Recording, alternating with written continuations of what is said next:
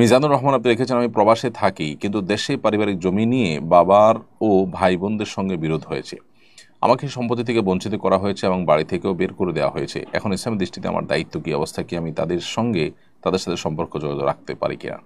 তারা আপনার প্রতি যে জুলুম করেছে সেটা অন্যায়, এবং সেই অন্যায়ের বিরুদ্ধে আপনি প্রতিকার পাওয়ার জন্য যে কোনো যথাযথ উদ্যোগ গ্রহণ করতে পারেন, সে অধিকার আপনাকে ইসলাম দিয়েছে। কিন্তু একই সাথে আপনি তাদের সাথে আত্মীয় হিসাবে মিনিমাম সম্পর্ক বজায় রাখার চেষ্টা আপনার করা দরকার। তারা আপনার প্রতি জুলুম করেছে দেখে আপনি তাদেরকে ছিন্ন করে থাকবেন, এমনটি করা উচিত নয়।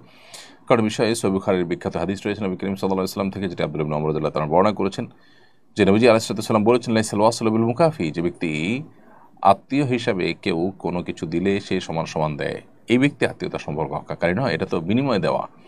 এটা তো যে কোনো মানুষের প্রতি আমরা করবো, হাল জিজাউল ইহসান ইল্লাল ইহসানের উপর আমল করে, যে কেউ আমার প্রতি এহসান করেছে আমি এহসান করবো, এটা তো সাধারণ মানুষের জন্য প্রযোজ্য। কিন্তু যারা আত্মীয় হবেন তাদের জন্য হলো আত্মীয়তার সম্পর্ক ছিন্ন করার পরিবর্তে আত্মীয় সম্পর্ক রক্ষা করা।